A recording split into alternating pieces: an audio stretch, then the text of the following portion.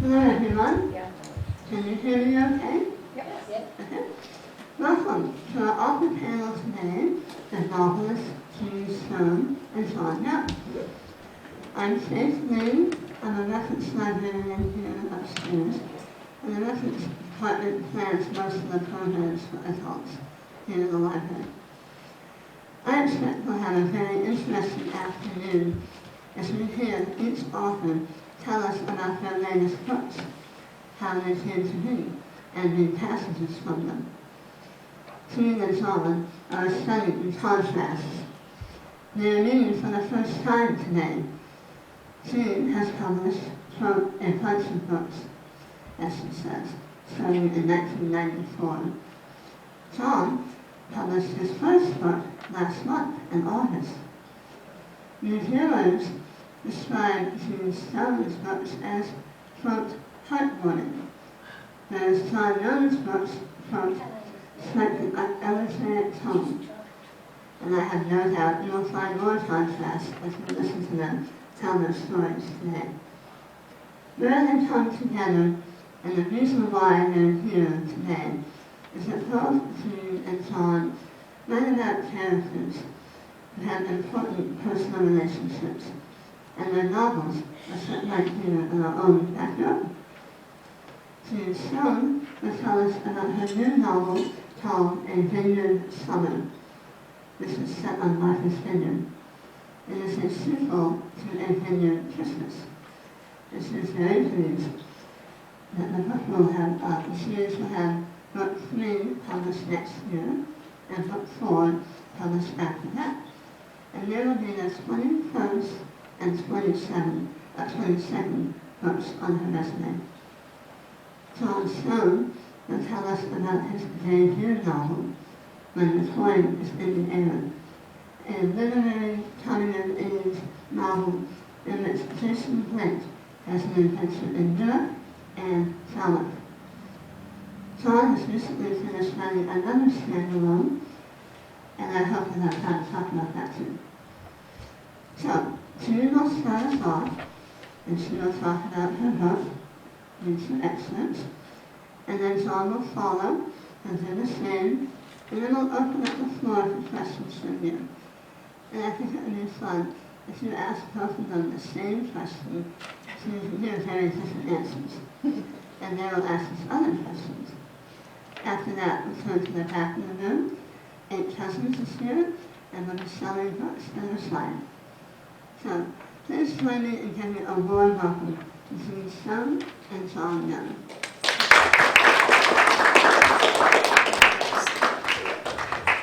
Thank you. I'm going to stand here, okay? Look, it has a screen and everything. I won't touch anything, I promise. Famous last words. Yeah, really, especially for me. So hi, it is absolutely awesome for me to be here in Falmouth. I have history here, and a lot of people who know about my Vineyard books don't know that. So I can tell you, because I don't think I've even said this out loud to any group I've spoken with before. 30 years ago, maybe a couple more, I owned a house off Mira Vista. It was a summer house, but I preferred to come off-season. You know, I would come down once in a while in the summer, but mostly I was here off-season. And when I was here during the season, I remembered that I used to hear a boat horn a lot in the summer. And at some point I figured out it was the Island Queen. I didn't know much about Falmouth at all. And I thought, wow, that's really cool. So I decided I'd better find out about that Island Queen. And I did, and of course it goes to the Vineyard. I don't know how many times a day in season. And I thought, you know, I'm just going to go take a ride on that boat one of these days. And I did. And it pulled into Oak Bluffs, of which I knew nothing. I had never been to the island before. This was probably 85, 86. And I got off in Oak Bluffs, and I was by myself, and I walked around. And I walked around, and I walked around, and then I got back on the boat, and I came back to Falmouth. I probably did that, I don't know, half a dozen times. I had no idea why I was doing it. I don't know, just never connected to me. And anyway, years later, my first Vineyard novel, I was writing in 1995, and by then I had sold my house. I sold that like in 92, right after Hurricane Bob came along and kind of, did a number on this town. So I went to, I'm originally from Western Mass, most recently from Amherst, and I went back there and I started writing what was my fourth book, and that was the one that took place in the Vineyard. And originally I had thought, maybe I should, one of those times when I took the Island Queen, I forgot this part, I took one of those blue tour buses that are like the old school buses. They still have those things. I think they're the same ones. And we went up, all over the island, and the bus was coming back, and we came into Edgartown, came around a corner, and the light hit a flower box on somebody's house. And I audibly gasped, and the person sitting next to me said, "Are you okay?" I said, "No, I don't know what just happened. I just felt this." It sounds kind of strange, but it's true. I just thought, there's something here for me. And that's why I started to, go to the island. I left there. I moved. I spent several winters there, and then about almost 5 years ago, I moved there year-round, and absolutely loved it. But it was time. It was enough time. I knew I needed to get off the island. So I thought, where will I go? I didn't really want to go back to Western Mass, and I have friends in Falmouth now, and I thought, I think I'll go to Falmouth. So I'm on Shore Street, and I tell everyone I see the Vineyard from my front yard, which is really makes me happy. And every day I hear the Island Queen. And I think of that, and I thought, wow, talk about life coming full circle. So anyway, when I did that first Vineyard book, it actually was released in 1997 in the spring. And I wrote another book, and the book was about to come out. It was maybe 2 or 3 weeks before the publication. I wrote another one that was in production somehow, and I was beginning the next one. And my editor called me in fact, I was on the island. I was up in Aquina with friends, staying up there for a few days, and my editor called, and she said, "I have to tell you something. I know you're working on a new book." I said, "Well, yeah, you've already approved it. I already got my advance." And she said, "But it was going to take place on Mackinac Island in Michigan. I had spent a year out there, and I just was getting this island thing. I think I like that closed community kind of thing, where your characters can't escape easily." And she said, "Places by the Sea will be out in whatever it was, 2 weeks or something." And she said, "We've just gone into the 3rd printing." And these were the little paperbacks, And I said, "Really? I didn't know anything." And she said, "Yes. Would you consider taking the one that you're doing now and restructuring it so it takes place on the Vineyard?" And I said, "Okay." So this is my 9th Vineyard novel now. I've done others in between. I got a little tired of being on the Vineyard in my head at one point and got away from it for a couple of years, but did other stuff. But so now my editor, who had been at Random House, I did 14 books with her. And she was great, except she got fired in one of those shakeups that publishing is notorious for. And she ended up, I don't know, being the head of the AA book club or something, so she wasn't an editor at that point. So I went to HarperCollins, and that's a whole other story, but she called me a couple of years ago and said, "I know you're living on the island." I said, "Yes, I finally am." And she said, "You want to do a series for me?" She had just taken a job as the editorial director at Kensington, which is a kind of a small, well, not that small publisher, but they're in cahoots with Penguin and Random House. I don't understand how all that. We were just talking about that. It's like there are only 2 real publishers, and everybody's owned by everybody else now. But anyway, so that's how I ended up doing the Vineyard, this new Vineyard series, which I write women's fiction. Series are what are in demand these days. I blame Netflix for that. One day I was watching some Netflix thing that I was glued to, and you watch episode, and I thought, this is a book. This is what they're doing now. All those series that have 8 or 10 episodes that cover one problem, It's a book, and these are the chapters, and it's amazing to me how they did that. And then everybody waits for where's season 2, and then season 2 appears magically, and you start all over again. It still takes me as long to write a book as it ever did. And so when you're writing a series now, I've had people say, the next one's not coming out till when? I say, next year. It's still in my computer, actually. And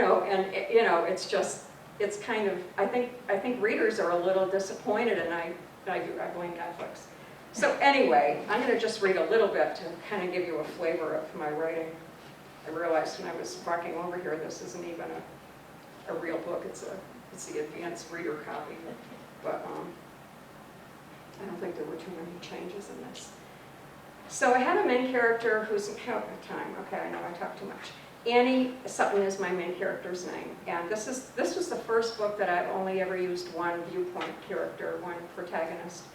I usually have 3 women, and they kind of work off each other, and so this has been a whole new experiment for me.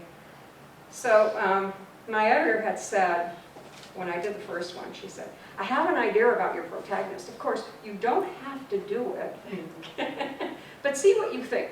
And I was thinking that she could be a best-selling author like you. And I said, best-selling, okay.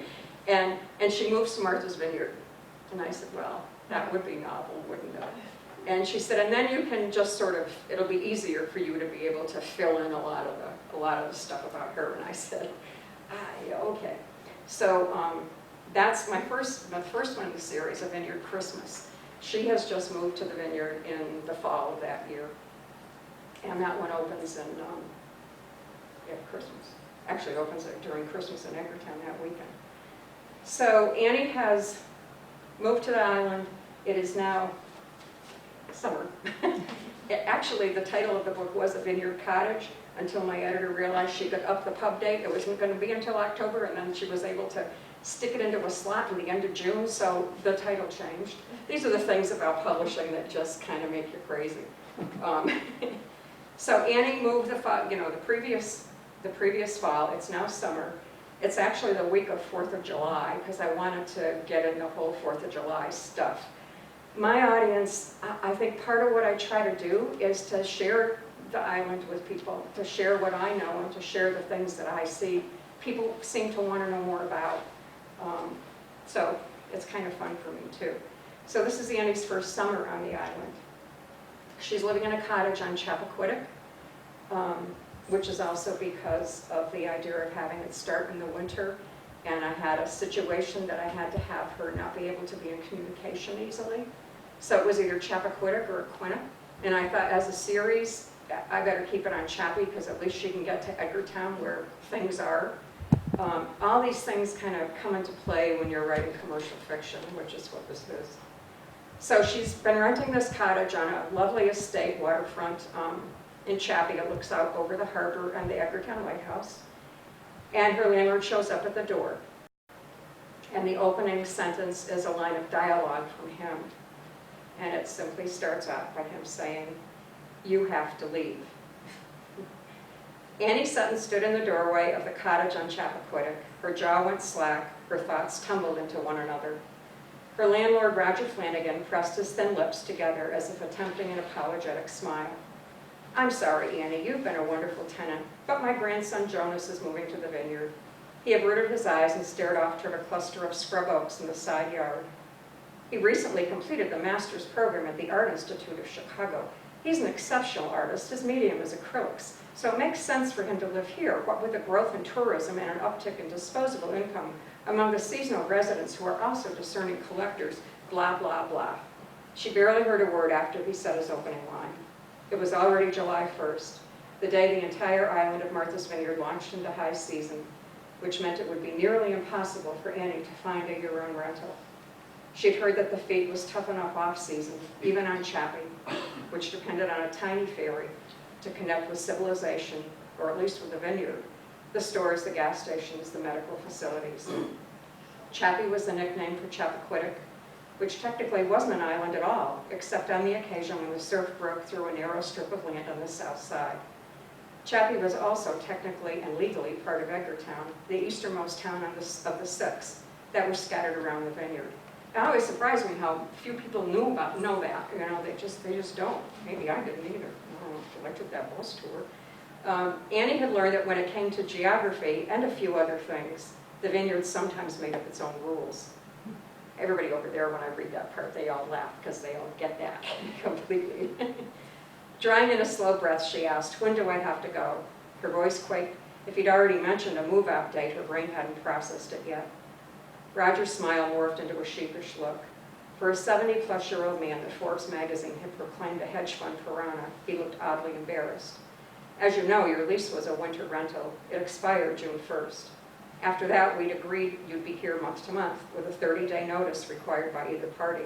So shall we say mid-August? That will give you a couple of extra weeks to find something else. Jonas can live in the main house until then." A couple of weeks of extra time would hardly make a difference. As much as Annie wanted to say, "No, this is my home," Roger Flanagan was right. She had no choice. She'd known from the beginning that renting the cottage might not be long-term. She had not, however, chosen to believe it. "Thank you," she said without meaning it. The extra time would help. Before she could add something polite about wishing Jonas success, Roger folded his arms. "Big wedding here on the 4th. Hope we won't disturb you." She leaned against the door jamb. With the Flanagans in New York most of the year, she'd lived alone on the property for such a long time, nearly 10 months and counting, that she'd almost forgotten the place wasn't hers. Weddings are nice. It's for our daughter, Dana. She's all we have, Dana, and of course, Jonas. Of course, Annie's mind echoed with a twinge of disdain. Then she realized that Roger's remark must mean that Jonas was Dana's son. Annie had seen the woman flit by the cottage once or twice, but what was surprised she was old enough to have a child out of college. The master's program at the Art Institute of Chicago, she corrected herself. "Well, don't worry about disturbing me. I grew up in Boston. I'm accustomed to living with noise." Besides, she expected that any sign of protest would be pointless. He tipped his Tilly hat and shuffled away in his Tevas. Closing the door, she slumped against it and said, "Damn." She loved the little cottage. She loved Chappie, where she'd landed when she traded city life for the peaceful island. She'd made friends, connections with the people she now cared about and who cared about her. She did not want to be forced to leave. "Damn," she said again. At age 51, a fact she found startling, Annie had lived long enough to know not to envy anyone who had a life of privilege. As a writer, she knew that every individual, every family had a story, often a dark one, an underbelly, her old college pal and best friend Murphy used to call it, and that having beaucoup bucks, Murphy again, was no guarantee of happiness. "But money helps when you need a place to live," she said out loud now. Then she did what she did in the best of times. In times of stress, she put on the kettle for tea. And while waiting for the water to boil, she plunked down on the rocking chair and stared at the wall. Or rather, she stared at the bookcases that stood against the wall, the ones she'd bought when she moved in. Then she packed her favorite volumes. With her favorite volumes. Along with the corner desk, the bookcases fit perfectly into the snug space and created an inspiring nook where she'd finally been able to settle in and conquer her writer's block. Where would her things fit now? She was almost finished with her latest novel, Renaissance Heist, a Museum Girl's Mystery. But with less than a month until her publisher's deadline, she needed time to focus. How the heck could she do that if she had to hunt for a place to live and then actually moved? Should she simply shove everything but her laptop, her thesaurus, and a suitcase of clothes into storage? She'd blow her budget if she could find a quiet single room, shared bath, kitchen privileges, at an exorbitant summer rental rate. But at least she'd be able to get the book done. Then, come September, she could begin a realistic housing search. It was a lousy plan, but it was the only one she could come up with at the moment. Her priority, after all, had to be Renaissance Heist, as her editor, Trish, often reminded her. Aside from the deadline that was designated an indelible ink in her contract, Annie had been counting on book sales to replenish her savings, now that she'd finally paid off the huge debt her former husband had bequeathed her when he'd disappeared. But how could she be creative with this new crisis dismantling her thoughts? Damn, she said for the third self-pitying time. She hated that at her age, she needed to worry about how and where she would live. Mostly she hated that her idyllic, dream-come-true world was about to come crashing down. She gazed out the window. The view from the cottage was of the scrub oaks, not the water. Ocean views were reserved for the Flanagans of the world, the haves in a world of have-nots like Annie, unless she got really lucky, really fast. The kettle whistled. So that's it. My time's up. Get the book. Did you? All right, You got it, John. thank you. I'm just going to give a little bit of my background as to my relationship to Falmouth. Originally, I'm from Indiana, and I was a kid who didn't want to go back home after his sophomore year in college, and so I loaded my things, such as they were, into the back of my little pickup truck and drove to Falmouth. And I didn't have a job or a place to live, didn't know anyone, but I figured part of it for me was seeing if I could survive on my own, and ended up living here and finding a job and a place to live, and ended up making lifelong friends, some of whom are here now and were a big part of my feeling emotionally connected to Falmouth. That was the first summer here, and then they invited me back for another summer, and I did some carpentry work for a second summer, and then continued. My wife and I ended up moving to the North Shore, and we would come down to Falmouth on the weekends and that sort of thing. So, long, emotionally strong relationship to this town. What I want to do here is to read from this novel. This is my first novel. It's literary fiction. I want to read from the first chapter. I think it establishes the conflicts and the four major characters. And so I want to read from that. And if time allows, I'll read a little bit from the Cape as it appears in the novel. Fire in the field. It was a hot day, the day I burned the field. Chores filled the morning, and I hurried because Mom said when I finished, I could ride my bike the 3 miles to see my friends in the nearby suburb. One of the last chores was to burn the trash, and I lugged the barrel to the fire circle at the edge of my grandfather's field. The field, which surrounded our yard, stood in hay that year, drying in the relentless August sun, about due for a final cutting and baling. Within a minute of my lighting the fire, the wind picked up, lifting a piece of flaming paper out of the fire ring into the field. I ran to stomp out the small fire, but when I turned, 3 or 4 more pieces took flight, blowing past me to scatter into the dry hay. Like an unleashed pack of foxhounds, the fire rushed into the dry hay. I ran to the garage and grabbed an old blanket to put it out before anyone saw, but by the time I got back, it was out of control. Flames raced across the grass as the sound of the fire rose from a faint whoosh to a loud crackling and rushing like something alive, pumping heat and smoke into the hot air. Oh no, everyone would see. Everyone would know of my giant mistake. I sprinted back to the garage where my old man was pounding wrinkles out of a fender and told him. He ran out of the garage. God damn it, he yelled. He snatched up my t-shirt. You're going to pay for this.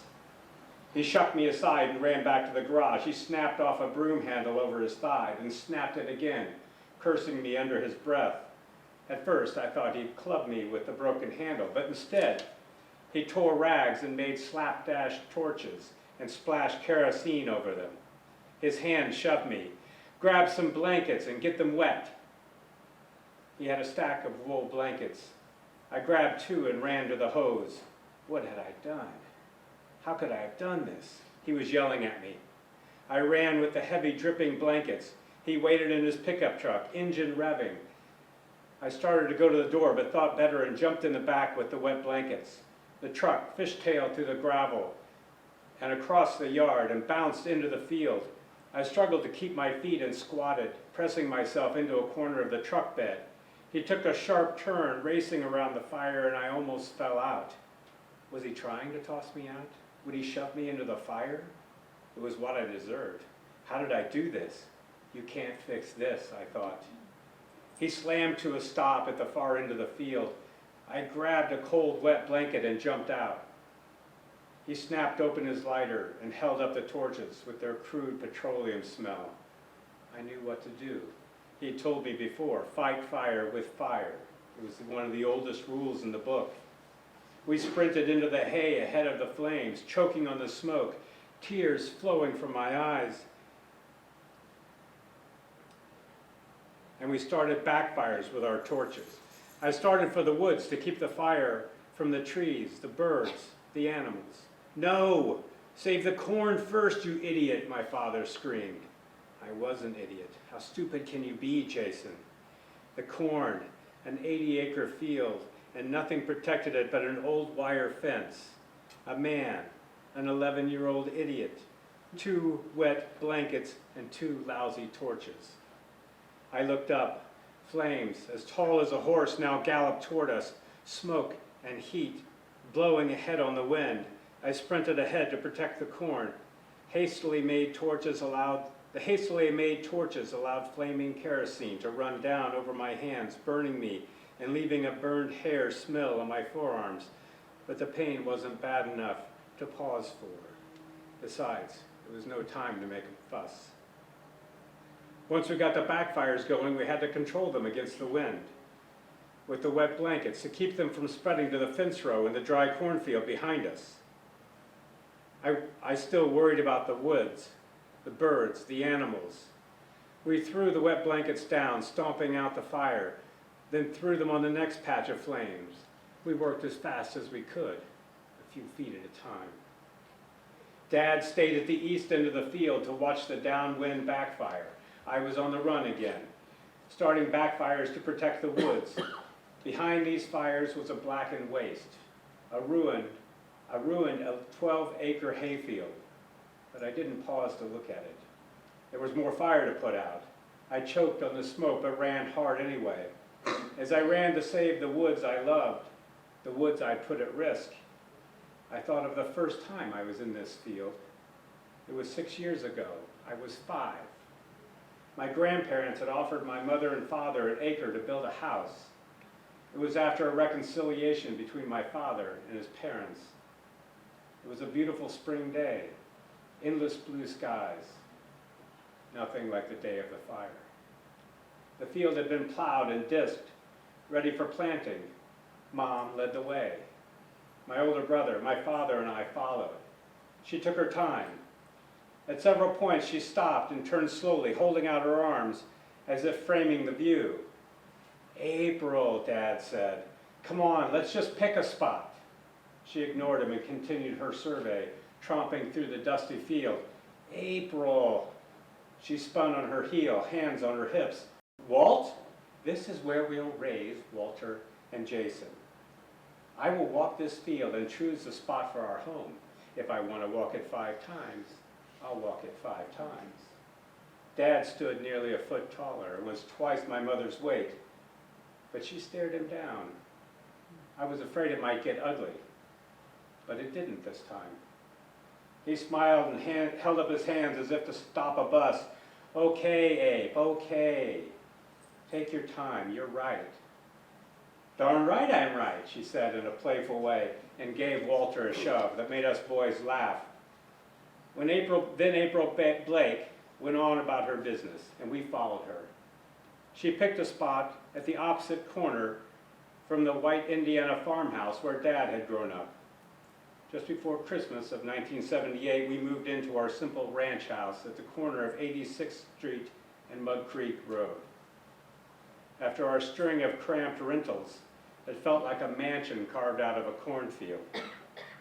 But this year, the field was in hay, and the hay was on fire, and the cornfield next to it was in danger. Fire rolled toward my uncle's driveway in the woods. I had to stop it. I sprinted ahead of the closest flames, the hottest flames. My lungs forced a cough in the smoke. I put the flaming torch to the hay, starting the backfire. Once that section was controlled, I started on the next spot, and the next. On and on I worked without looking for my father. It was hard to see. My throat and eyes burned. I was parched, my hands now bleeding after the blisters burst. But I dared not complain or ask for water. It was a long afternoon. Eventually, Dad brought me a shovel to help bury the remaining fire. He threw it on the ground at my feet. He growled, "Damn it, son. Sometimes you're more trouble than you're worth." "I'm going in for supper," he said. "You finish what you started." And he left me to work alone. His words replayed over and over in my head as I chased down the final flames and shoved the smoldering areas of the field and pounded out embers. When Walter got home from his summer job as a house painter, he brought me water and helped me put out the sparks. My 17-year-old brother tried to make a joke with me about it. Jason, I didn't know you hated I didn't know you hated baling hay this much. But I couldn't laugh it off. Not the loss of 12 acres of hay. My brother went inside to eat. I made another check, walking the perimeter of the field with a shovel and a wet blanket, shoveling out and stomping on smoldering clumps. From the hedge, my mother called me in for supper, but I waved her off. I couldn't believe the trouble I'd caused. What would my grandparents think? What would they do? I couldn't quit until every flicker of fire was out. It was dusk before I finished. I sat on the pile of rocks at the top of a small hill in the field, surrounded by charred earth, still smoking and smoldering in places. The sky, going purple, promised to hide what I'd done, at least till dawn. My hands were burned and bloody, the hair on my arms singed off. Bloody blisters forming on my forearms too. The rubber soles of my work boots had melted, and my lungs hurt from breathing smoke for 7 hours. I was fall down, exhausted. But I couldn't go inside and face my parents, especially my father. Jason, my mother's voice, close and soft at my shoulder. I hadn't heard her coming across the field. Come on inside now. I couldn't speak to her or look at her. I felt so ashamed and stupid for the fire, for having complained about chores earlier in the day. I gotta make sure it's all out. You put it out, she said. I still hadn't looked at her. I couldn't. How could I tell her I was afraid to face my father? To be in the same house. I felt embarrassed beyond words. What kind of person caused such destruction? Not Walter, that's for sure.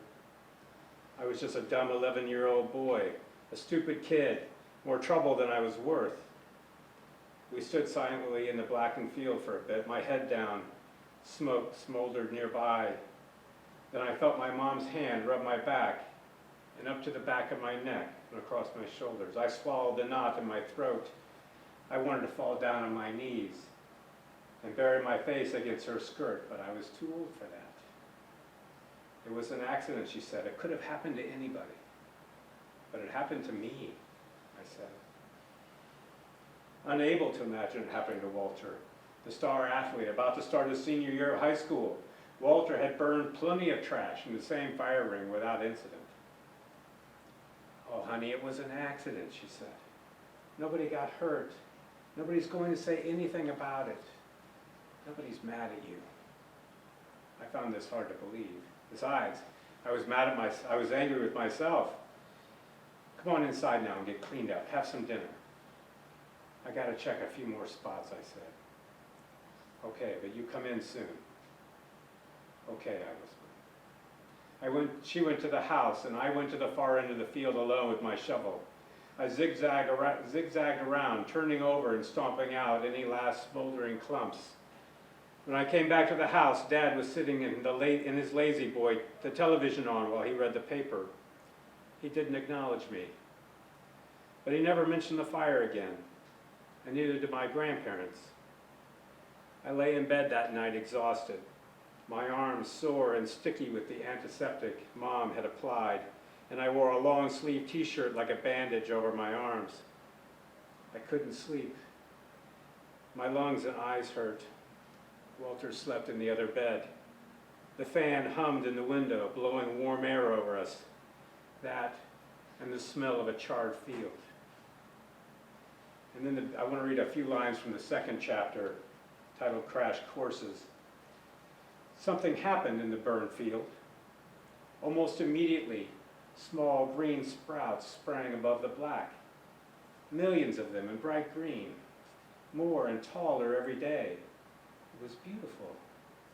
A little rain and the field sprang to life. I had done something terrible, but in 1 week, it turned into something beautiful. At dusk, deer drifted into the field and rabbits materialized around the edges to eat the soft, lush shoots. I stood at the edge of the field on Friday night and thought for the first time how resilient nature was. The earth was made for life. I thought I'd read a short clip from a lighter time in Falmouth. So this is after a day's work on a Friday, another Friday, after working carpentry. My favorite activity was a Friday ritual of crab hunting after work, which ended with all the Cruz family in a crab feast at Sonny McCoy's house. Boiled corn and crabs and a giant salad bowl. We crowded around 2 large picnic tables or sat in the grass laughing and joking around. I was the butt of many jokes from both the guys and their wives. With all the pretty girls on Cape Cod, one wife said, why can't you get a date? Who says I can't get a date? I said, although it was true, I'd only had one date with a girl who said she'd finished her freshman year in college, just a year younger than me. But when we went for a walk on the beach and kissed, she confessed she was 17 and still at high school. I took her straight home and never saw her again. The 2 other girls I'd asked out had deferred. He's just too picky, another wife said. Lower your standards and up your fun, said a third. And they all laughed at that. So anyway, I'm going to leave it there. Thank you. Thank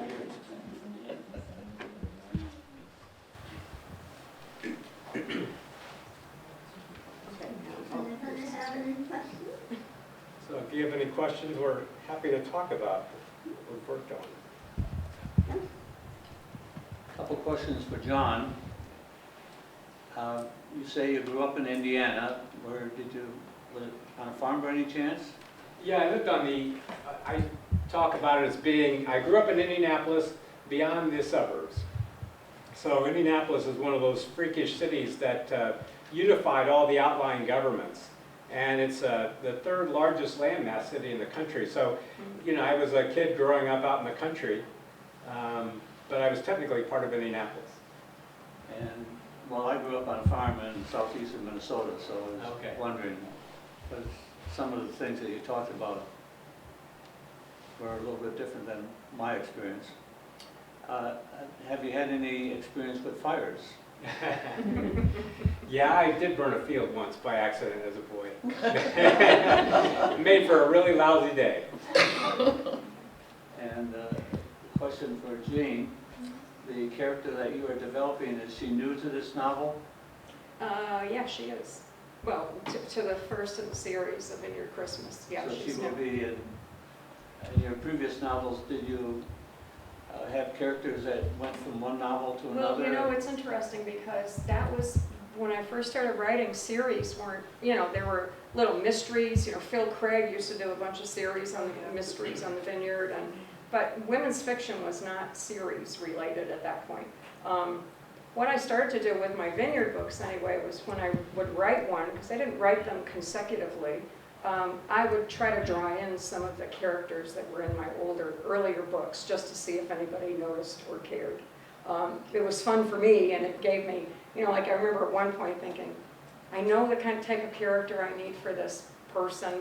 Who can I use? What should I have the name? And I thought, oh my gosh, I already have that character. I had it 3 books ago, so I've done that. But this is the first time I've done a series over there. I did do one other series that I always forget about. It took place in the Berkshires. That was 4 books back in the early 2000s. But yeah, so. So I grew up on a farm in Minnesota, and for the last 39 years I've lived in Falmouth. And coming from Minnesota to Falmouth, the question I have is that what you read, you're sort of talking about how nice it is to live here and so on. And she's reluctant to give up her home, even though she's only been there a short while.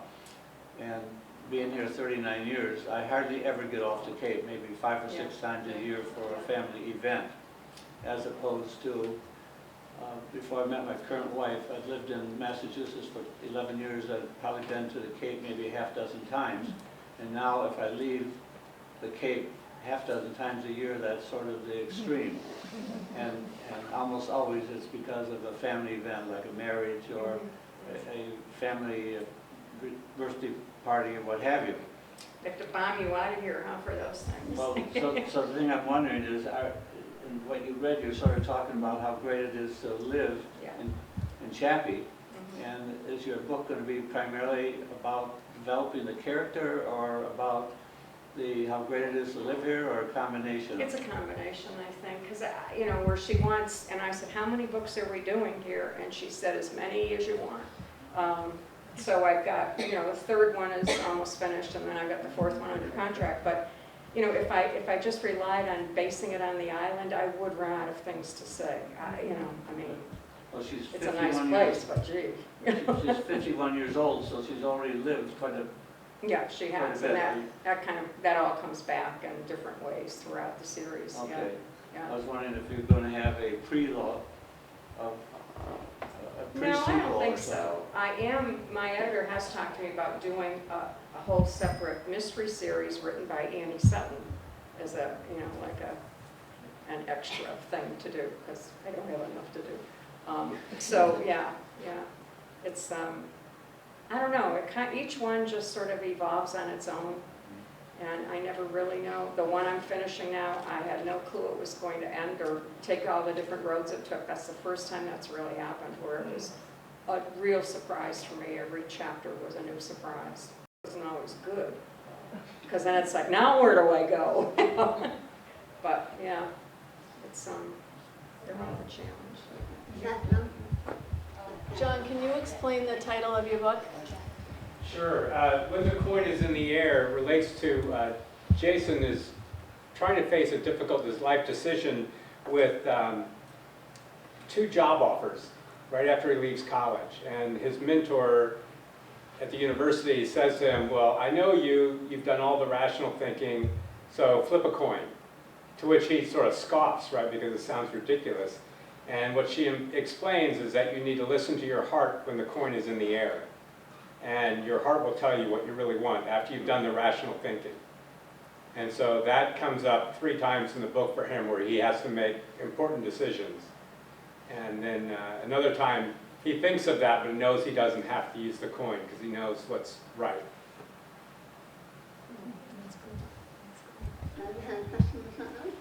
This is for both of you. Is writing your full-time job for both of you?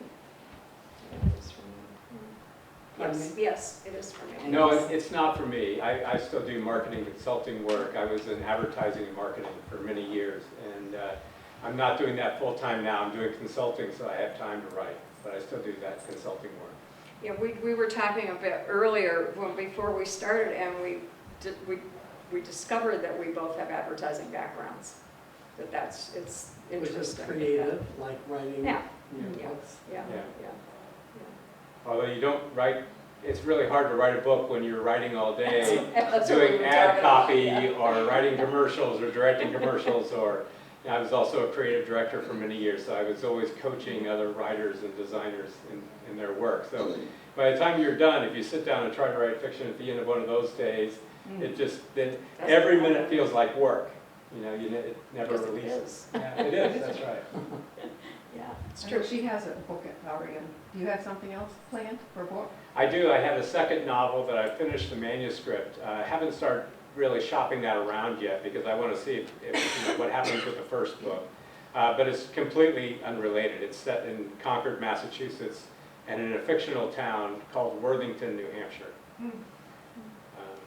And it's sort of a semi-comic novel, so much lighter than this first book. The technique that I used back when I needed to make decisions, I would say at 6 o'clock at night, I'm going to write on the calendar, which I would do, because it wasn't under pressure because it was just documenting it. So I write it on the calendar, and the thing I would notice after a while is that one of the decisions was dominant over the other. So that's how I made my decision about career, not about romance. Interesting. Yeah. Ambassador? Hi, yeah, I was just wondering, how, you mentioned a couple of times that your books are women, are women's literature. And I was wondering, what defines as it a woman protagonist, a woman's journeys? How would you define Well, it's funny you asked me that. I just did an article for, I I was part of the Islanders Rite they have every year in the summer. It's a full day thing over there, and I did an article for their magazine, and I think they titled it something like "The Difference Between Women's Fiction," which is what I write, romance, and chick lit. And that's what this article that I wrote was about. And I think that when I first started, believe it or not, and this is true, my first 3 books from Random House came out under the romance imprint, and I don't write romance. My editor called me to warn me about it, and that was back when they used a phone. And she said, I don't want you to get upset, because I know you will, because you think about audience, and it works both ways. I don't write romance. I don't want to have these romance readers pick up my book and be disappointed. They'll never read any of my stuff again. So it was a conundrum. But she said, we need to do that because the bookstores won't know where to put you on the shelves until we can build your audience, and then we can bring you out in regular fiction. And the thing that kind of went unspoken, but my agent and I had talked about this, that was in the early 90s, and if a work of fiction was written by a woman that, and it was about women main characters, which I've always done, and mostly about friendships and how they interact with one another and solve a similar problem, even though they're all different. If she's a woman author, they call it romance. That was back then. It's changed. It's changed. So thankfully that did change for me too. But yeah, it's yeah. So did that answer your question? Yes, it did. Except that how would you define it? How would I define it today? How would you It's define really. this literature? It's really, you have a protagonist who is, she grows throughout the book, she changes, she has a life with real life issues. That's what I like to do. Even the issue of how she lost her place to live, that happened to me the first year I had moved there. And that was what was going to happen was my winter rental come the 1st of June, the landlady had said, yeah, and we'll just sign a year-round contract at that point. And the day I was supposed to sign the next lease, she tore it up. It happened. It happens all the time over there. Exact same thing happened. My landlord's son was getting married and I had to leave. Yeah. So it was very familiar. Yeah, it's real life stuff. I had 6 weeks as well. Oh, we'll give you the extra 2 weeks, but I had been there for years. Mm-hmm. Yeah, and I try to help. I don't know what I do. I feel the emotional. I guess I write emotional parts, and it's not. I don't mean to say upsetting or like crazy emotional, but just the common problems that I think my readers might have with my characters and me. I mean, it's just I always figure we're all in this together. But I like to make a story out of it, and it's a great place to write a story about as a background. So. My other question was about, I've never understood that saying, fighting fire with fire. I always thought it was, fight back kind of a thing. I never knew that had practical application. And how does that work? Does it mean that if you set another fire, it controls the fire? Uncontrolled? Yeah, so it's a literal, it's a term of art, but also of practice. So you literally will start a backfire, and you have to control the backfire, and they burn into each other. And that's how the fire stops, is that they burn the fuel. So another fire that's just close to it, it's where you want the fire to stop. It's where you want the fire to stop, that's right. That's where you start your backfires. And you have to control, the wind will want to push your backfire as if it's a new fire into the place you don't want it to go. So that's why you have to control the backfire. Okay. So the character, he mentions that the father stays at the east end of the field. You think of the western winds, right? So it's blowing toward the east, and so he stays at the east end of the field to control the backfires so they don't blow into the cornfield. Sounds like it extra complications, I guess. Scary. Yeah, and it's the same practice that's used in fighting giant wildfires out west. They'll sacrifice hundreds of acres to save thousands. Yeah, I just had a question about, saw the story, a lot of the stories set on the Vineyard. What is the reaction from readers in other parts of the country or places you might go to introduce your book at stores and things like that? Oh, well, based on that very first book years ago where, it went, they did not expect to print that many before they came out. And that hasn't changed. I think it's got to, and what's really surprised me is I'm the only woman who's been writing, so many Vineyard books. There are a few out there now because, again, publishing has changed so much. But they're not writing what I write.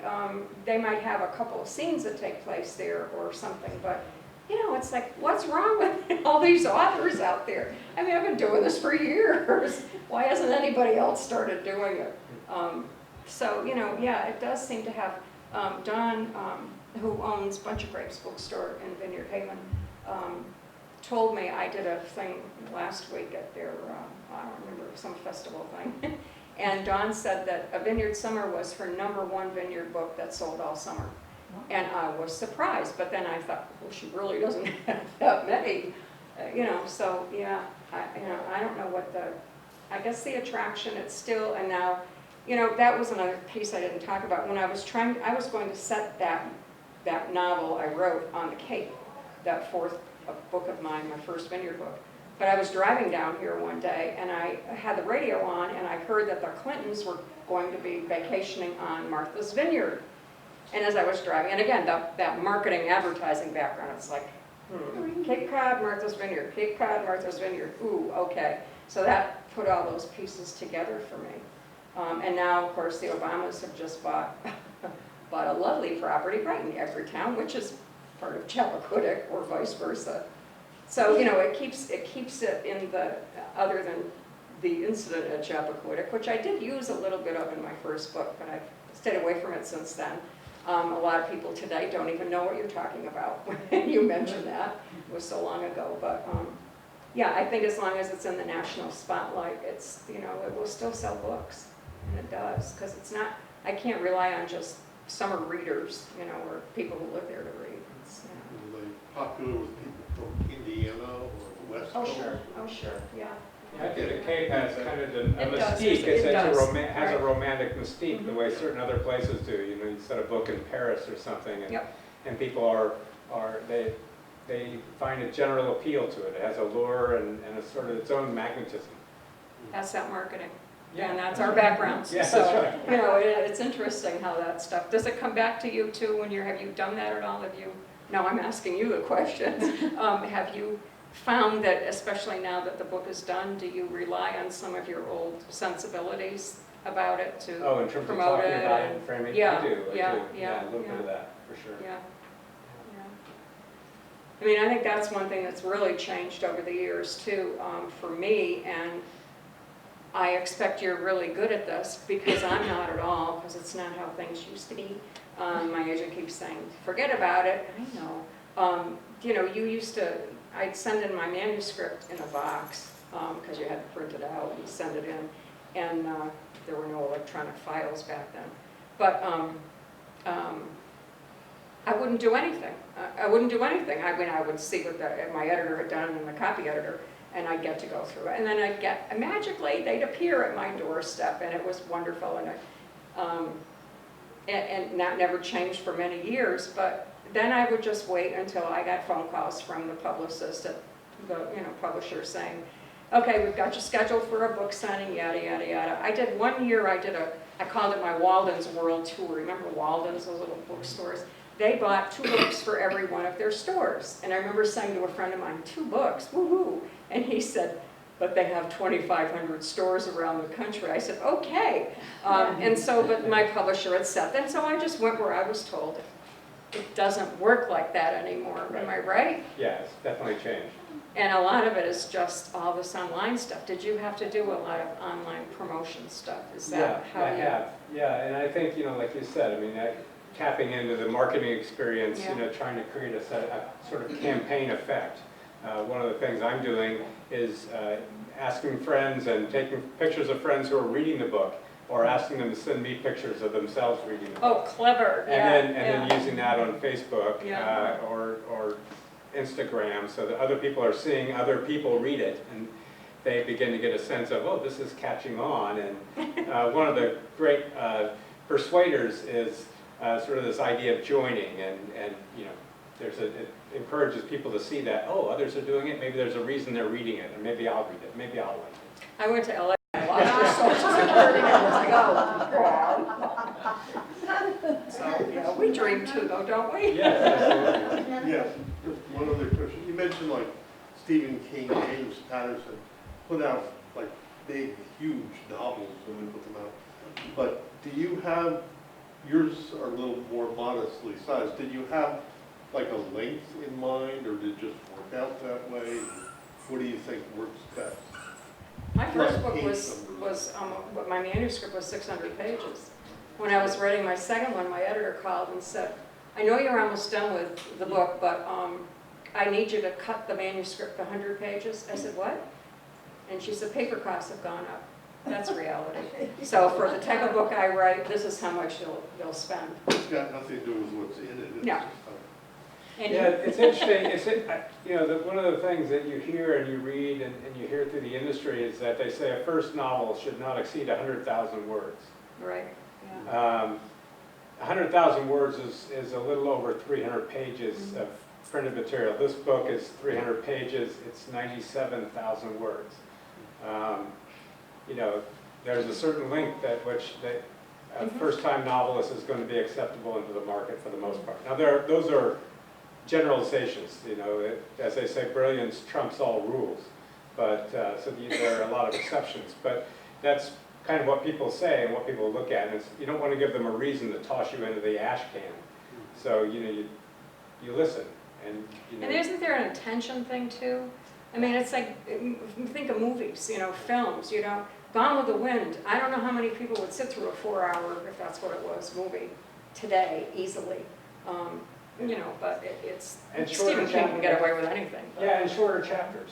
Shorter chapters, yes. So, I saw that happen. I watched that Yeah, and happen. so I mean, Yeah. most of my chapters, Yeah. the longest chapter in here is 12 pages long. Mm. Most of the chapters are, you know, intentionally and deliberately done so that someone can sit down and knock out a chapter before Yeah. bed if they want, you know, to read it. Attention spans have changed. Yeah, that's You know, right. That's So I think Yeah. trying to say I'm not going to pay attention to that is foolhardy. You know, you kind of want to pay attention to the world around you and react to it a little bit. My second manuscript is about 80,000 words, so it's a little bit shorter than this one. Not really by design, it's just that's what the story asked for. yeah. Yeah. Is that done? Oh, I was thinking about Netflix with authors, and the opening scene would be incredible. Yeah, it would. Or, Yeah, that would you be know, fun. visually and dramatically to watch. And maybe the mystery series will do the trick. It would, I mean, because I can imagine a mystery series that you write would just be, are you interested in doing that? Yeah, I mean, I think that when she mentioned it, maybe in the back of my mind, I had thought about it anyway. I thought it would be, because I can't, my attention span is only so much. And after doing 4 books on the island, I think I'm going to need a break from my characters. You know, and that would be a good way to do it, I think, and keep this alive, and then I could go back to it if I'm still alive. I don't know, you know, it just, I don't know.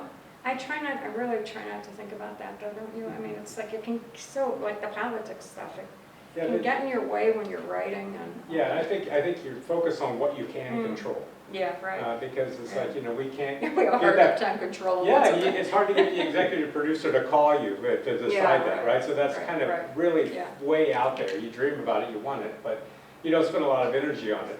Now you do spend energy, you know, working with and influencing and arguing with your editor because you have you can, you know, my editor sent back you know, her first round of editing on this. She came back with about 37 semicolons she'd added, and That's not bad. well, it's not, that wasn't the only thing she did, but that was one point, I'm just talking about Yeah. one point on which Yeah. you argue over something, you know, and it's like, this manuscript doesn't want a lot of semicolons. There's a whole, from my point of view, a whole linguistics argument around why. But, you know, so about a third of her 37 or so that she plugged in survived because I said no. I argued for the other 28 of them or whatever that I could not copy. You have to. I make up words sometimes. I do it intentionally because I think it's a better word than any of the ones in the dictionary for what I want to use. And then copy editors always change them. And it's like, no. Spell check says no. Huh? Spell check says no. Yeah, right, yeah. Some of the older established novelists were also screenwriters at some time. Is that a thing of the past, or does that still happen? It still happens, for sure. Yeah. Is there an advantage to that, or is it because that they're selected because of how they write, or what? I'm wondering how it happens. I'm not sure exactly how it happens. I mean, I think, a lot of screenwriters, in that world, your work is only, the art of your work is only real when it's on the screen, whether it's on your screen, on your television, or on the monitor. And that means it's actors and producers and directors and lots of people involved. And I think a lot of those writers, and I studied playwriting at one point, and I thought I wanted to do plays. But for the same reason, I stepped back to fiction, because it's a piece of art you can control, and it's finished when you finish it. And if it either succeeds or fails based on what you've done, as opposed to piling on actors and directors and various other people to actually bring something to life. So I think that some of those screenwriters long for the idea of completing a work of their own that's complete and whole when they finish it. Yeah. And I've had some experience with some of these folks in Hollywood. My best friend is a screenwriter and a showrunner, and so I've been around that a little bit. And it's a difficult road for them to sort of work as groups and work as teams, and so it's hard to. They kind of long for that idea of creating something that's finished. But there's some authors who have done both. They've been screenwriters and they've written books. I don't know if you're familiar with Sarah Plain and Tall. Remember that was made into a series? It started out as a young adult book. Pat McLaughlin, who was a friend of mine years ago, she actually lived in Orleans and in Western Mass too. She wrote that it was her great-grandmother's story or something, and so she wrote it she had a little girl and she decided to write it as a young adult novel. Glenn Close was looking for a book to buy for her niece for her 12th birthday or something. Went into the store. That book won the Newbery Award, which is really big in young adult fiction. And she read it and she loved it, and she bought the rights to it and asked Patty to write the screenplay.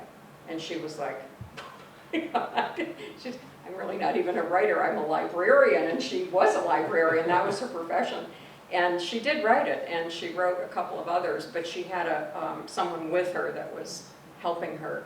But I don't think that was her first choice, I don't think she would have, they asked me, one of my books was, somebody in Canada wanted to do a screenplay, and wanted me to write the treatment. And I said, no, I can't, that's not what I write. I write ad copy and I write novels. I don't write that other stuff. It's just not my thing. I mean, I think everybody has a specialty. And I would be afraid to really fail, I guess. Well, I think that was a very interesting discussion. I'd like to thank you both for sharing your background with us and your stories, answering interesting questions from the audience. So now we can go to the back of the room, and we have books for sale that are signed. So, that's okay.